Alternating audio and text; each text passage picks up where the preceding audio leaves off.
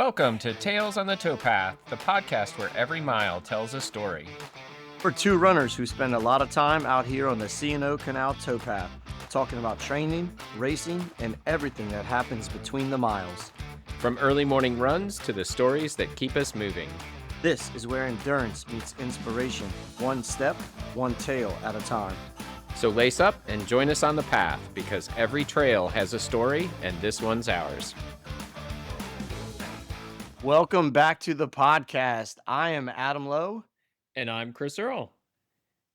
Hey, Chris, I hope everything is going well with you. We are approaching JFK 50 this Saturday. We're recording this Wednesday night, so both of us are on full on taper mode, and I'll let you share a little bit, but I know I am starting to go stir crazy, and we are just ready to go for Saturday. But Chris, why don't you tell us a little bit about how your week has been going, how you're preparing for Saturday, and what you're looking forward to in the next couple of days?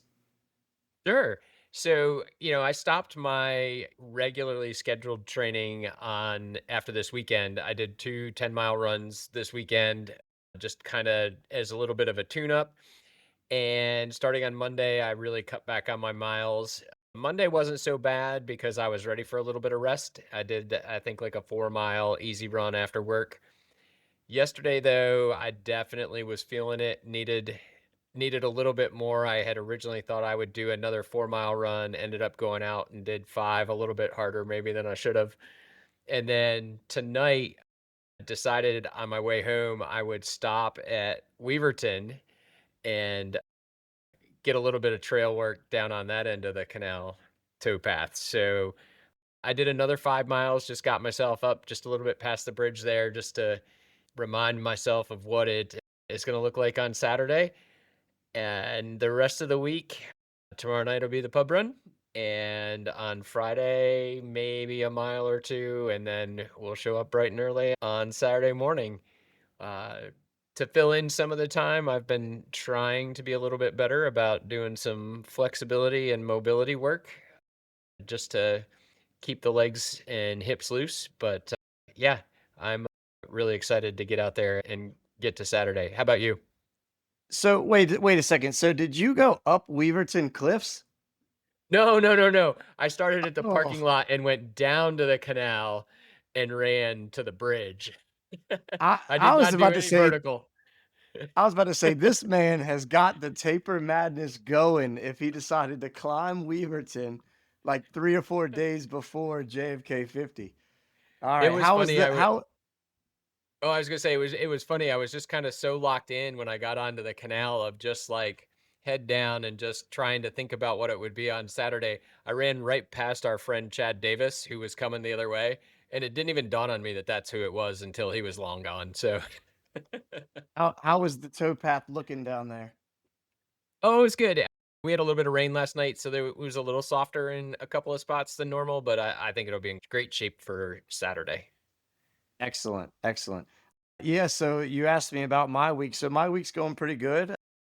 Saturday and Sunday we ran together. So I did 10 miles as well both days. And then Sunday I got a new Koros watch just in time for JFK. So of course I had to do another mile when it came in the mail on Sunday afternoon. Monday I went and ran 8 miles in the morning and then called it a day with that. So that's when the tapering began for me. Tuesday I actually went out and did speed work with Katie. We did 2 400s, so that was nice to get the legs turning again, a couple 400s, and then the easy 400 recoveries after that. So that was kind of nice to get the legs going again. And then what's today? Wednesday, I did a little 3 miler, and I'll do 3 miles tomorrow and 3 miles on Friday, and and then show up on the start line Saturday morning. We will have, if this podcast gets out before tomorrow at 5 o'clock, we'll see. But we have a pub run tomorrow at Interchange that Chris was talking about. And everybody is welcome if you're running JFK, if you're out of the area, or if you live in the area and never been to a pub run before, come out to Interchange Tiki Bar and Brewery at 5 p.m. tomorrow. We usually have a pretty good group the day before the last it's what JFK Eve, right? The day before JFK Eve. So come on out and run a couple miles with us and then get a little bit more carbs with in the form of a beer. So enjoy that if you're in the area. We'd love to have you in Williamsport at Interchange. Sounds like the pressure's on for me to get this out tonight. If you don't, no worries. We're I just You figured I'd throw that in there just in case. Yeah, so another thing I we'll wanted see what we can do. to that's all right. Another thing I wanted to talk about while we were kind of doing our intro and checking up on each other. So, not sure what else you're doing to pass up the time. I should probably be doing a little bit more foam rolling or stretching or anything like that. But I started reading The Endurance Artist by Jared Beasley, and it's about Laz and the Barkley and Last One Standing. So it's one of those books now that it's been sitting on my nightstand for a month or two, and I wish I would have opened it up sooner. I wish I had more time now to read it. I'm about halfway through, and it's hard to put it down. It's very interesting, the whole reason Laz started the Barkley and started Last One Standing was to see how far people would go before they quit. And that's a good message going into Saturday. A lot of times the mind is going to want to quit before the body needs to. So just keeping that message in mind going into the Saturday is a pretty good timing for me to be reading the book for sure. So I just thought I'd bring that up, and maybe I'll get you a copy whenever I'm done with this one. I'll let you borrow mine so you can read it as well. Sounds good. I mean, I love trying to soak up as much knowledge as I can about Laz and the types of things that he thinks about when he thinks about endurance running. There's always a golden nugget or two in there, so that'd be fun. Glad you're enjoying it. So, you know, Adam, a couple weeks ago, you gave our listeners the opportunity to learn a little bit about me and my background. I thought maybe tonight we could spend a little bit of time talking about Adam Lowe and let our listeners learn a little bit more about you and the things that got you into running. So, if you don't mind, why don't you just start with a little bit about where you grew up, what your family life was like growing up, and things along those lines. Yeah, Chris, this should be pretty good. I'm pretty excited to share some of this about my upbringing and then how I got into running and how I, have just continued to run once I started it. So, yeah, I grew up in Southern Maryland mostly. My mom and dad were in the Navy when I was younger, so I bounced around a little bit before we landed in Southern Maryland. And then, I have two sisters, one older, one younger, and I'm stuck there in the middle. Very, very competitive growing up with my sisters and with the neighbors and anybody that would hang out outside. I was definitely one of those boys that were outside until your mom or dad called you inside for dinner, and then I would eat as fast as I could, and then I'd be right back outside. So that was kind of where I learned to eat fast and get back out there and play. And but I had a pretty normal childhood growing up, and I played sports all through being young, mostly soccer, a little bit of baseball. I know I'm jumping ahead a little bit here, but I figured, you know, playing those sports kind of gave me that competitive edge. My dad was always my soccer coach until I was about in high school. So, it was nice to have him involved with that, and kind of taught me a lot about some lessons in life. And just because I was a coach's son didn't mean I got playing time, and I had to work and earn it. So I really, really, I had a pretty good childhood. I played basketball a ton, never on like a sports team, but just played, at the park and stuff until it got dark. And that was kind of my upbringing, pretty normal childhood growing up. So, you talked a little bit about the sports you played in high school, but I didn't hear any running sports in there. So, no cross country, no track or anything like that in high school? Yeah, so I played soccer all 4 years in high school, and my senior year Actually, a buddy I worked with, he told me there was a new sport at our high school when we were going in our senior year, and I was like, "Okay, that's cool, but like I can't play. I'm already gonna play a new sport." And he was like, "No, man, you got to try this one. It's called lacrosse. It's awesome." And I was like, "No, dude, that's the sport I'm talking about." So it's my good buddy Rusty, So we were both really good friends, and his uncle was actually the coach. So I jumped in my senior year and played lacrosse. So I played soccer and lacrosse in high school. My senior year, our soccer coach was really good friends with the cross country coach. They were both science teachers. And one day for practice, they thought it would be a great idea for the soccer team to run the home cross country meet. So we had to go out there and run the 3 mile race against the other 3 or 4 teams that came that day. And, being competitive, I ran, no idea what I was doing. I still don't even remember like my exact time, but I remember I was like 20th or 21st overall.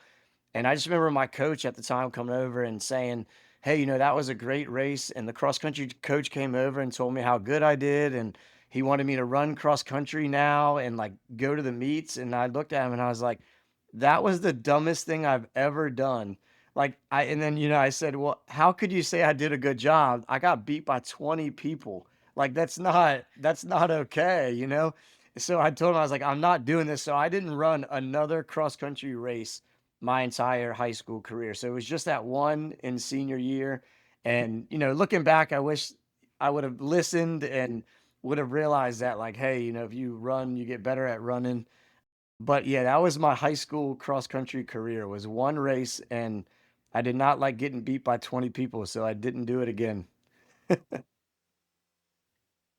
Feel like you probably have applied that strategy to a lot of your racing career as an adult. I'm not gonna get beat by anybody, so I'll just go out and win. That's right. That's awesome, man. Ex Yep. That was my mentality, so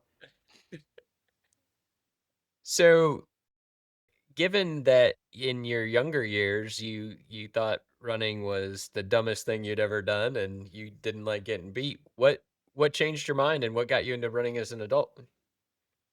yeah, good question, Chris. So, when I graduated college and then I taught for about 5 years, I got lazy might be a harsh word, I don't know, but I think I got lazy and I gained weight like most people do, and I was all the way up to 215 pounds, and I was, high school when I graduated high school, I was about 160, so I definitely put some weight on over the 10 years that after I graduated high school there. So I figured one way to lose that weight would be to start to run. So I started running on January 19th, 2010, and I ran 1 mile.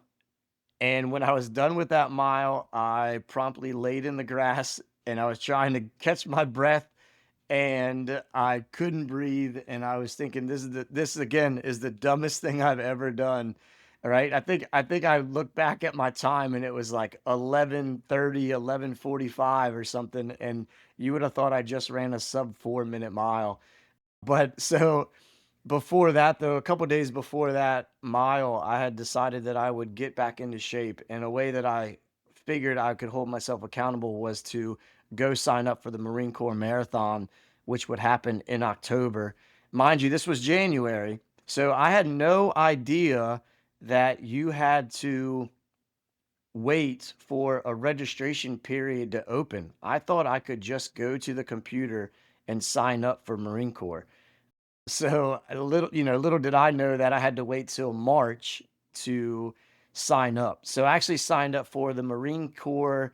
Back then it was called the Register to Run 10K. I think it was called Run to Register 10K. So if you ran it and you finished, they gave you a code and you could use that code to sign up for Marine Corps.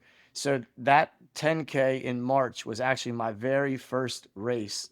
And I think it took me about 48 minutes to do the 10K.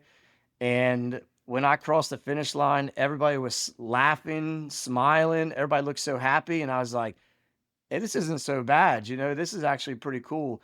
So I actually stuck around for the awards ceremony that day, not thinking I was going to get an award, but just because I wanted to see like what it was like. And when they called up those guys that won, got first, second, and third, I thought to myself, that's where I want to be one day. So like having that experience of that 10K was a great experience for me to get there. I went by myself. I figured everything out. I think I ate Cheez-Its and pretzels as breakfast, like, before the race. I had no idea what I was doing. So it was great, but that was my I went home and signed up for the marathon that night, and from there, I trained, learned how to train, learned how to run, and just, that was my intro into running as an adult. And I'm gonna tell this story on Friday, something very similar to it. But I remember when I finished Marine Corps that year, my goal was to go sub 4 hours. I ran 3 hours and 58 minutes. And I just remember laying on the grass, trying to breathe, saying, I'm never going to run again. The same exact thing I said after that first mile that I ran. It was like deja vu. But, just like everybody else, a couple days later, you heal a little bit and you're chasing that high again, what we talked about last week on that JFK podcast. And I was just ready to go and I wanted to sign up for another race. So after that first marathon, I signed up for some half marathons, 10Ks, 5Ks, and I was hooked. I just loved that experience of giving everything you had and then crossing the finish line. So that's how I got into running back in 2010. That that's a great story, man. Hey, I noticed one thing when you were telling it though. You had some really precise details on that very first run. I mean, 2010, that's pre-Strava. Did do you have that written down somewhere, or how did you Wait, remember that with such clarity? wait, are you fact checking me here? So, so, yeah, yeah, I know why you said that, and I'm gonna tell everybody. So you might call me a nerd, but I have every single run that I've done since January 19th, 2010, written down in black composition notebooks. So Strava goes down, Garmin goes down, Koros goes down. I got it all down on paper. So I'm ready for another Y2K episode or whatever you want to call it. I'm good to go. I have everything written down. I think that's amazing, man. I wish I still had all of my old running logs. I've used many different systems over the years, and I've probably lost thousands of miles worth of running experience and knowledge. And relying on my memory is not so good anymore. So I think that's fantastic that you have it, and you could go back and flip through, and when you can't quite remember what you ran at a certain race, being able to come back with that kind of detail, that's amazing.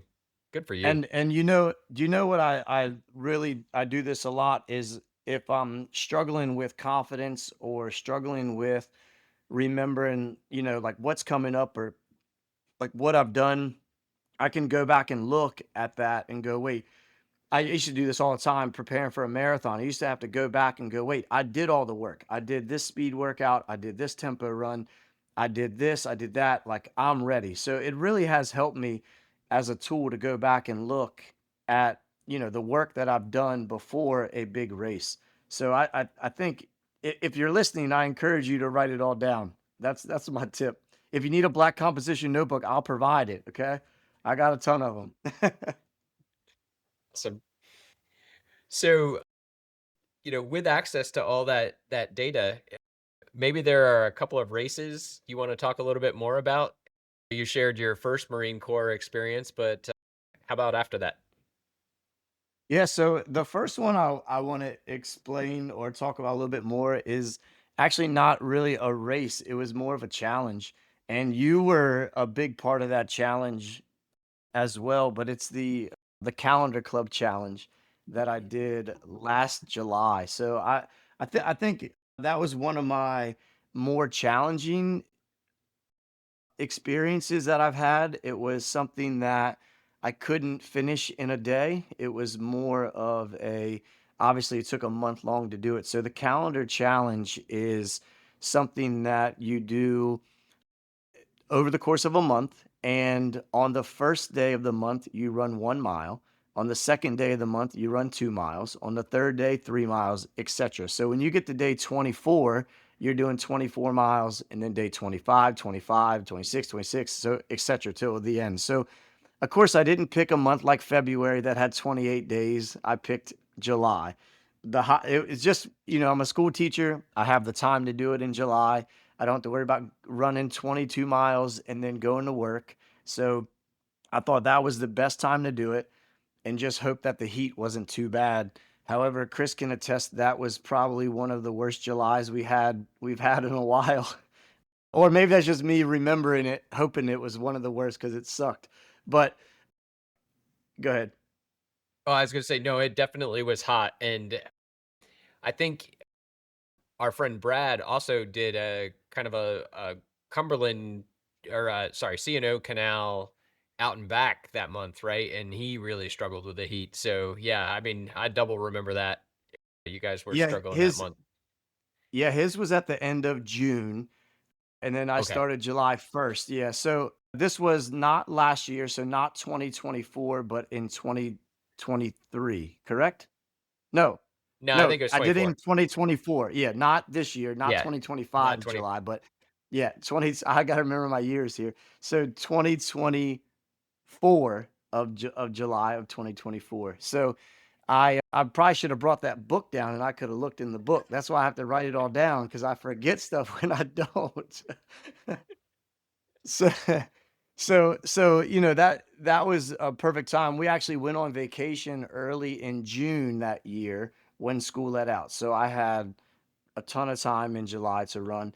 The only other tidbit I had on my experience was I wanted to do the challenge with no more than 2 runs per day. So there really are no rules to the challenge. You can make up your own. You just have to get the mileage in.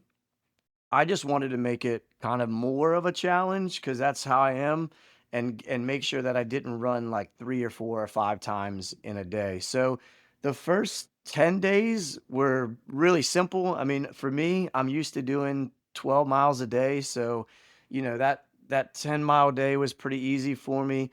The 11, 12, 13, I think that's about when I started to split it up. I do like a 7 mile in the morning and 6 mile in the afternoon. But I know Chris and I were on the towpath.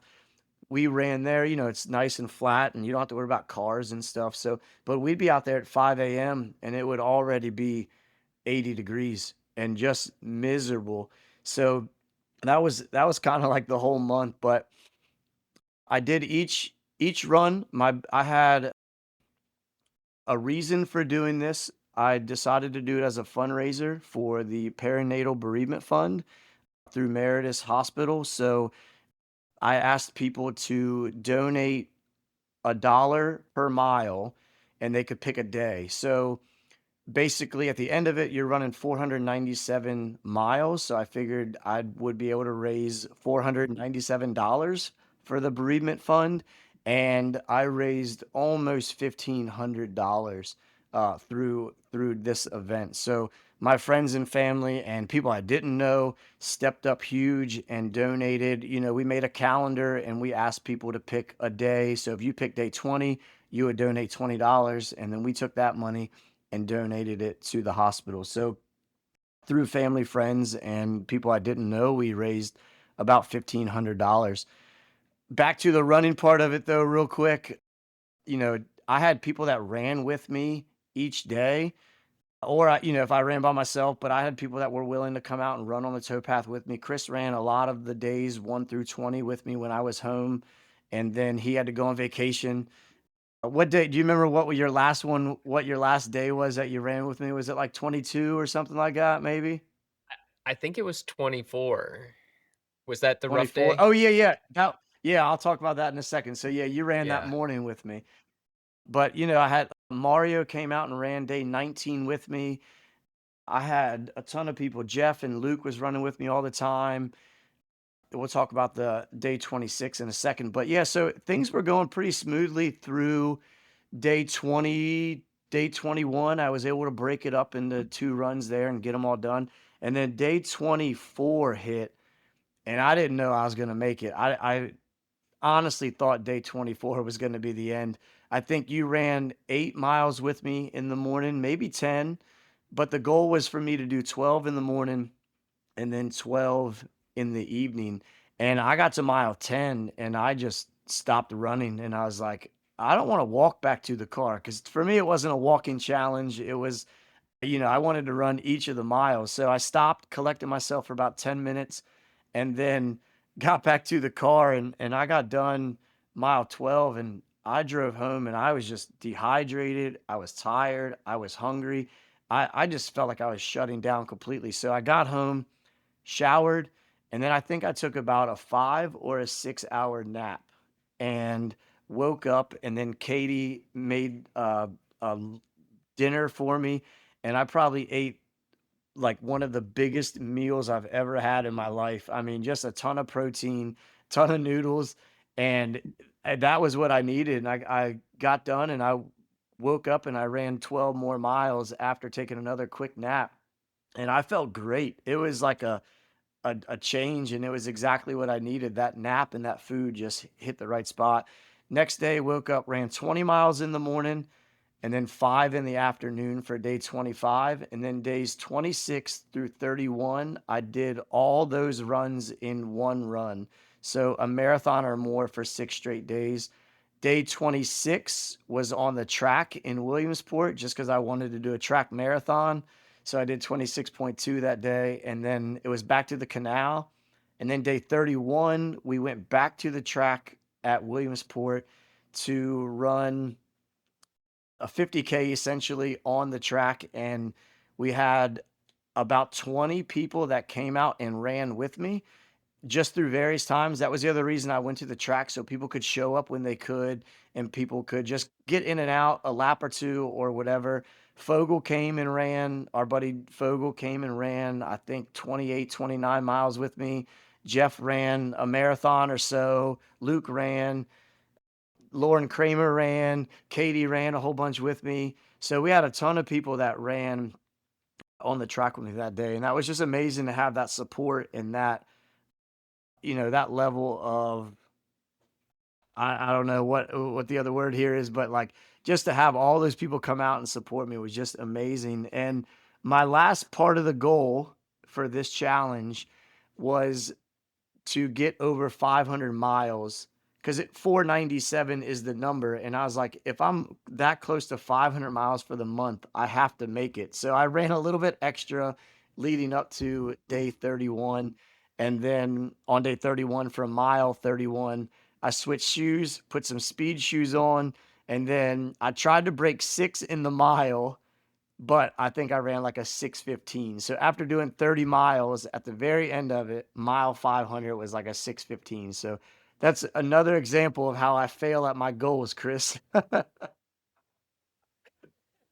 think that's an example of, showing just what Adam Lowe is all about and how motivated and competitive you are. Where do you think that drive to do things like that comes from? Like, most people won't even consider running 500 miles in a month. Where do you think that comes from? Yeah, I just have always been a competitive person. I mean, even like when I in 7th grade, I got cut from the soccer team, and I was just, like, angry, not, like, at the coach or the other kids or anything like that, but I was just, like, mad at myself because I didn't do what I needed to do to, like, make the team. I just figured, "Hey, I play soccer, this would be cool, let's go play," and then, quickly realized that, you actually have to try and work at stuff to, achieve some goals that you wanna achieve. So that was a pretty good lesson for me. And then I know, like, I played basketball, like I said, all the time at the neighborhood park. We would get done work during the summer. We would go play from like 8 p.m. to 11 p.m. And I was always the kid on the court, just running around like crazy, trying to, everybody else would go get a drink, go sit down, and I would stay on the court and just keep running around just to show the other kids that, like, hey, I'm not tired yet. And like, you got to work to beat me. So I don't know. I've always just kind of had that competitive drive. And like I said, you know, that first race that I did when I stuck around to watch the award ceremony, I don't even know, like, that wasn't planned or anything. I just decided I would see what those guys looked like, right? And, like, how, because I ran 48 minutes and then the winner ran 32, 33, and I'm thinking, how did that guy get from the starting line to the finish line so fast? Because I thought I did it pretty quickly, right? And he beat me by 15 minutes. So he must have like 3 legs or something, or he must have had wheels. I don't know, like what, like, so he had to look different, right? And, obviously he was just a normal looking guy. But, so I just figured, hey, that's where I want to get to at some point, and it did take a lot of years, right? I it took me 8 years to PR in the marathon. So, and that's, 2018, that's when my marathon PR is, but it took me 8 years to get to that level, and then, just kinda trying to hold that as close as I can to that line now, but, and just yeah, I don't know. I don't really have an answer for like where the maybe I just answered it. I don't know, but I just always have had that ingrained in me to when you play sports or you do activities or you're running, you're giving your best effort. Like I said, the cross country race, I thought that was dumb. I didn't like it, but I didn't want to get beat though. But I I still wanted to win. So I don't know. It's just I'm just a competitive guy. Yeah, I think you answered it pretty well. I mean, obviously, you don't like to lose, and when you don't meet your goal, you take the approach of, I'm going to work harder. And obviously, it seems pretty clear that you've just continued to turn that crank, right? And work to better yourself. You talked earlier about you started running because you had gained some weight. I met you many years after that, and I would have never guessed, right, that you had been anywhere close to that heavy before. So you definitely have worked hard, and the results speak for themselves. So congrats, man. That's Yeah, and awesome. thanks. And I think when you say that, like, I don't like to lose, it's not that I always have to be first place. Cause I know, like, for example, if everybody shows up who's on the roster at JFK 50 this year, if they show up, I'm gonna lose, right? I'm not gonna win the race, right? But part of that though is not losing is giving 100% of what I have that day. So if I go out there and I do what I need to do on the AT, and then I go out there and I do what I need to do on the towpath, and then I run as hard as I can on the road, then I've won, right? But if at some point I give up and I get to the road and I'm like, well, I'm just gonna walk in from here, right? Then to me, that's a loss, right? If I'm not hurt, but I just kind of give up. So there's differences now in winning and losing, right? And you just have to kind of set that goal for yourself and accomplish what you can accomplish. That's awesome. Did you have any other runs or races you wanted to talk about? Yeah, I was gonna touch on another big experience for me that I had was the 2021 Boston Marathon. So 2021 was a weird year, right? That was the only time in history it's been in October. So in when it was canceled in 2020, I actually had a qualifying time, but I wasn't signed up. And then they kind of erased all that. And when the registration period was opened back up in 2021, I got an invite from Mike Spindler to run with the CVAC team for Boston that year. So I asked him if that invitation was still good, and he said, yes, you can come run with us. So that's when I decided I would run Boston again. The reason why I wasn't going to run it again was because have had 2 bad races there. Bad for me. I ran a 3:01 and then a 3:15 there, and I really wanted to go sub 3 both times. So I figured Boston just wasn't for me. I didn't like the course, too much hype, and I was not going to go back until I got this opportunity from Mike Spindler to run for them for CVAC.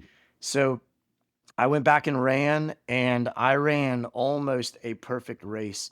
The first half, I think I ran it in 129. And then the second half, I ran 120, like a low 128 or a high 127. So I ran negative splits at Boston.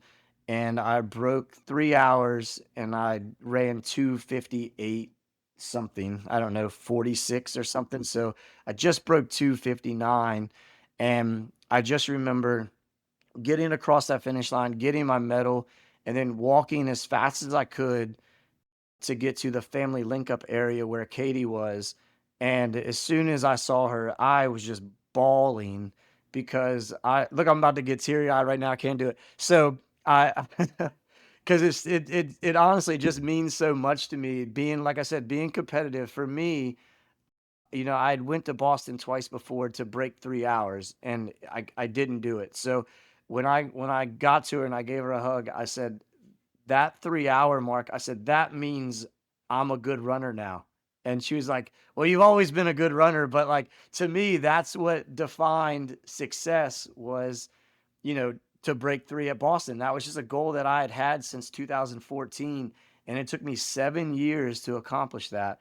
So, I was just overcome with joy and just extremely happy about my time for that race. And, the second half of Boston, most people don't negative split, but, I figured I was on pace and I was ready to go, and I just gave it everything I had. So I was just excited. That was one of my favorite race memories ever, was crossing that line, giving her a hug, and then telling her like, "Hey, I did it," and now I've been back to Boston 3 times since then, and I broke 3 2 more times.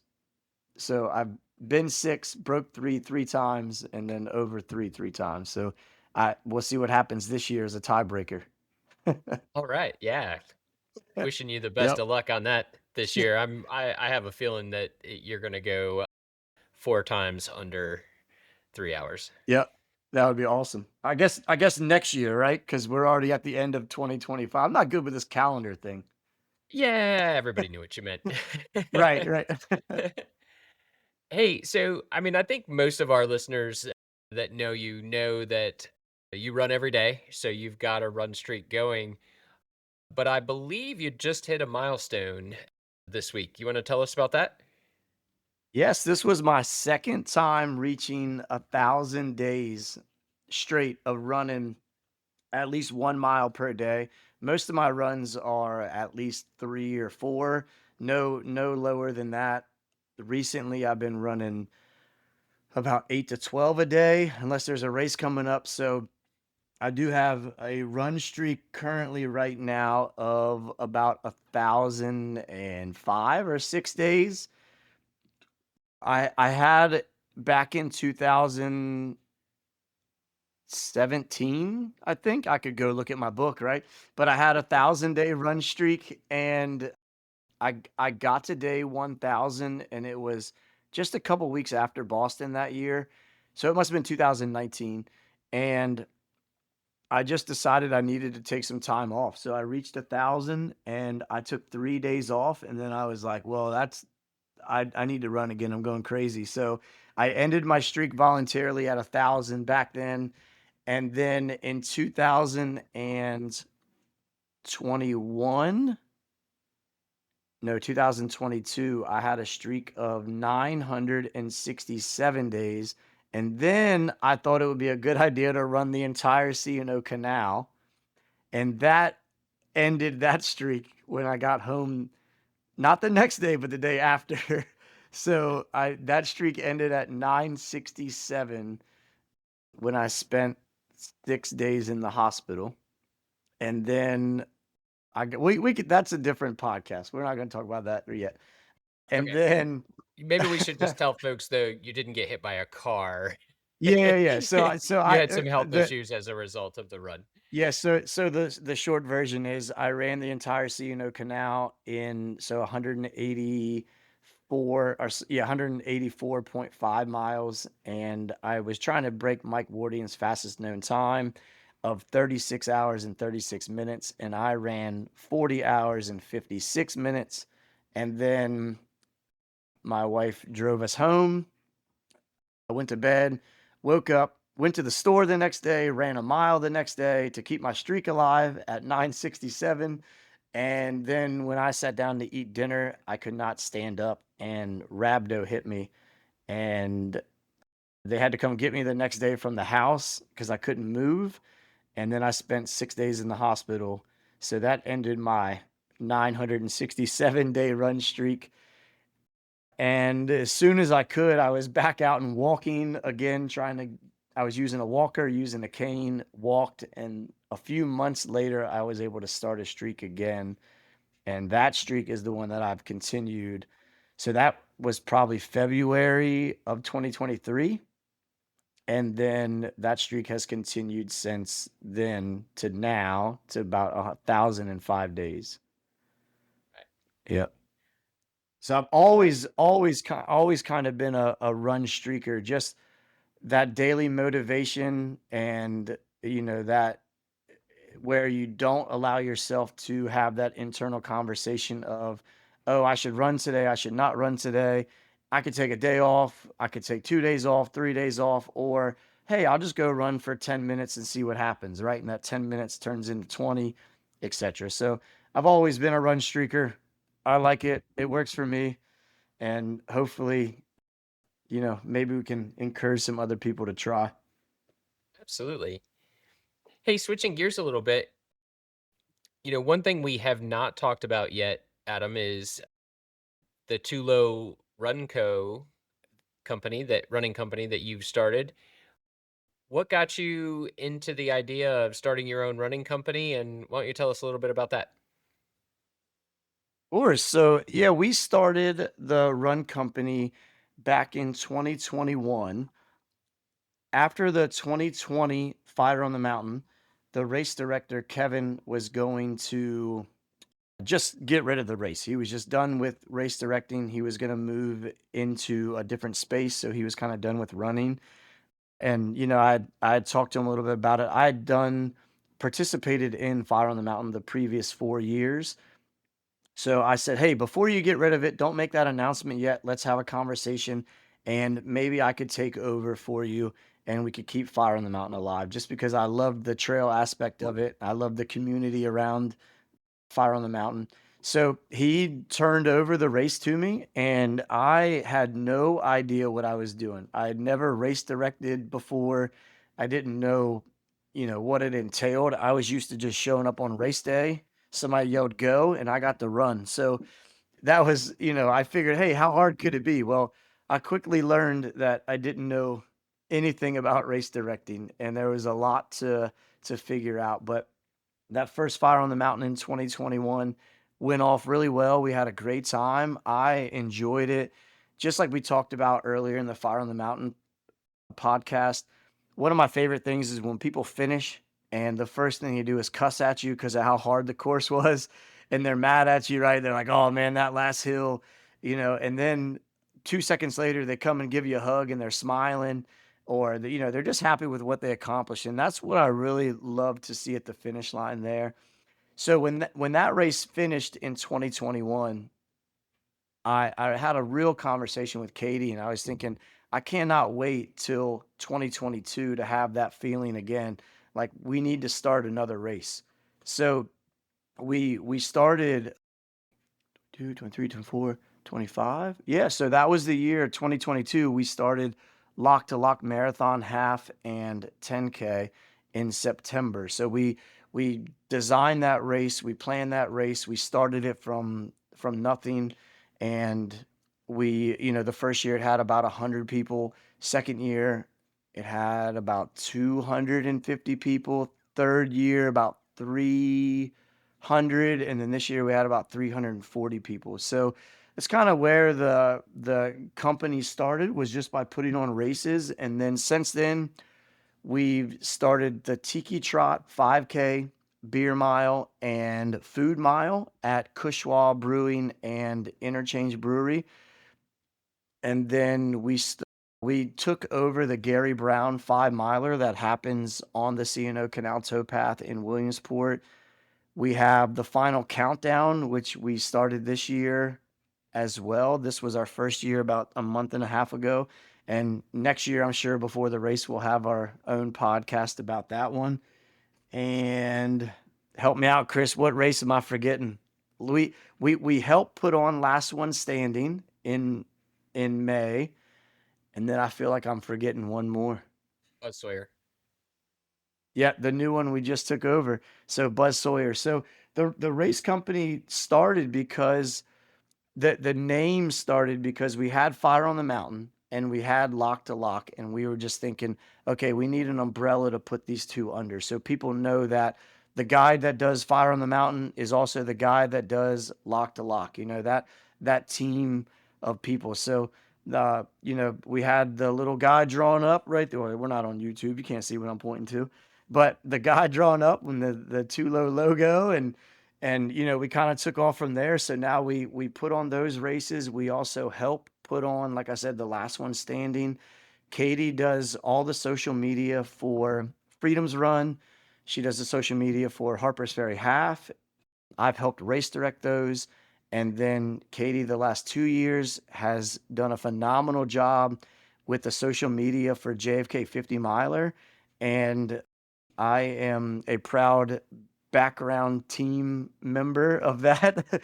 So, but yeah, we are involved heavily in the running community in the Washington County, Hagerstown slash West Virginia area. We also do pub runs on Thursdays. We talked about that. So every Thursday we are at a brewery in Washington County or in West Virginia, right there in Martinsburg. That's up on our website if you want that information. Everybody's welcome. We normally run about 3 miles per time and then go inside and hang out and drink a couple beers and eat some pizza and have some good conversation. Also, as part of the company, I do a little bit of run coaching on the side. I have about 8 or 9 athletes right now. And let's see, 5 of them are gonna be running JFK. So we are all in our taper modes. I had a phone call conversation with one guy today who just finished Stone Mill the other day, so he ran Stone Mill 50, and then I was texting with a guy who's running JFK 50 this weekend who has also going through the taper injuries that everybody has. So just talking people off the ledge there, but I know he's going to do fine and crush it. So we have a good group of two low runners, and I'm excited to see how everybody does. So yeah, we put on races, we put on pub runs, and we coach a little bit, and we try to be involved as much as possible in the running community here where we are. That's fantastic. Thanks, man. I appreciate you sharing that with us. Um, so we've talked all about, all the things you do associated with the running and that. What do you do when you're not running? Any hobbies? Man, I wish I had free time. So let's see. I am a elementary school PE teacher. I am running 10 to 12 miles a day. And then Katie and I have 6 kids combined. And what else do I do? Oh yeah, I race direct all those races I just talked about. So as of right now, there isn't much time for hobbies or interests. I guess one of my hobbies is now this podcast, right? Yeah, that's right. Something I look forward to doing every week, and it's been fun for sure so far. But yeah, no, not right now. There isn't much free time. Once I get home, I'm usually cooking and cleaning and taking care of Katie as best as I can. So that is that is what I do for fun. It is nice. Like last year, we were able to go on a vacation for 3 or 4 days with just Katie and I, and it was a really really nice getaway. But I do like to read books. However, when I'm reading books, they're mostly about running, so I don't know how much of a relaxing that is, but that is one of my interests or hobbies would be to read. But yeah, right now there's not a lot of time, which I'm not complaining about. I like to keep it busy. So yeah, it's fun for sure. I definitely put you on the spot with that question. So thank you No, for I being I was honest about that. I was trying to think if I have any real hobbies. When I was younger, I collected baseball cards and football cards, right? But like Yeah, they're just sitting in a box. They're not really hobbies anymore. Yeah, I don't know. I make coffee every Alright. morning. Does that count? I think that's good. Well, hey, Adam, that's all I have in terms of questions that I wanted to get out there and let our listeners get a little bit to know about you. But is there anything you'd want to leave us with before we go today? I think that was pretty good, Chris. I just think if you I would leave everybody with this message, you know, starting where I started and just, you know, how far I've come. Obviously there was some natural ability in there, you know, to a certain degree, but I definitely had to dig to find it. So if you are not a runner yet, or you're curious, I would just encourage you to get a pair of shoes and go out there and try it. You know, like just one step at a time. My son, who is in 10th grade, he goes to Boonesboro. He is a runner there for cross country and indoor track, and he makes fun of me a little bit because he listened to me on one of my very first podcasts I did, and they asked me what my best running advice was, and I said, just go right foot, left foot, right foot, left foot. Like running's so easy, right? Like you just put one foot in front of the other fast enough so you don't fall down, right? And that so he makes fun of me, right? And but that's the truth. So if you've never run before, you can do it. Just put your feet in front of each other faster so you don't fall down. You know, or if you are struggling with motivation, I would encourage you to challenge yourself to a week-long running streak and just see where it goes. Because, you know, anything that you want to do, if you're capable of it, it's possible. So just, you know, and and I hope this comes through, but I really enjoy the sport of running. It's given me a lot of hope. It's given me a lot of inspiration, and you know, I do try to have as much fun as I can running and, you know, while taking it seriously, but just making sure that I'm enjoying each moment, you know, I don't enjoy running every day, but I try to find some joy out of it for sure. Yeah, that's great. Well, thank you so much, Adam. I really enjoyed getting to know you a little bit better. I mean, even though we talk almost every day and are out there sharing miles on the towpath, even I took away a couple of new things today. So thank you very much for your time. All right, everybody. This brings us now up to our weekly after party session where I get the opportunity to spring some questions on Adam and ask for his quick one or two word answer. And if that's okay with you, Adam, I'll go ahead and get started. Yes, let's do it. Right, Adam. Road or trail? Uh, Look, I'm already going to break the rules. I'm going to say the towpath. Right, perfect. Morning or evening? Definitely the morning. Solo or group running? Both have its advantages, but give me the group running. Favorite race distance? Favorite race distance currently is the marathon, 26.2 miles. What's harder, the first mile or the last mile? Ooh. First mile is definitely the hardest. First mile. Coffee or no coffee before a run? I'm not running unless I drink coffee first. So definitely coffee. Treadmill, love it or hate it? I hate it. And I'm gonna tell a story. So the treadmill, the only time I've run more than 16 miles on the treadmill was when I practiced for final countdown and I did 1.33 miles at a time in the pace chart guide, which we can talk about that when we talk about final countdown. But I did 26.2 miles that day, and that was my longest treadmill run, and it was horrible. PR you're most proud of? Oh man, I didn't think about that question. The PR I'm most proud of, I gotta go. Can I go with two here? Sure. All right, I got a 7 minute and 16-second PR in the beer mile, and I have a 15-hour and 32-minute PR in the 100 miler. That's amazing. What a range. So I think those are I mean, yeah, those are my probably my two favorite All that I'm right, most last proud of. question. Do you have a bucket list race? Oh man, that's even tougher. Can I answer my PR question again? A bucket list race. If it, I don't know. Look, don't let Katie listen to this part of the podcast.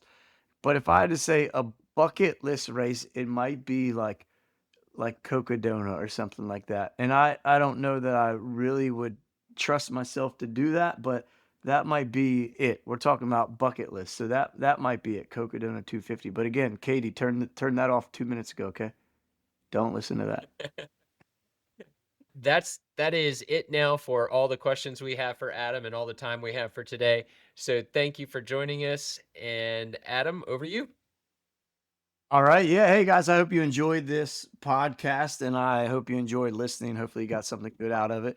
We will see you next week where we will certainly be doing a JFK recap. We are 3 days away from JFK right now. So, next time we're talking, we will definitely be doing our race recaps from JFK. So, we will talk to you then. That's all for today's episode of Tales on the Towpath. Thanks for joining us on another run down memory lane and along the C&O. If you've enjoyed the show, be sure to follow, share it with a friend, and leave us a review. Until next time, keep your pace steady and your stories flowing.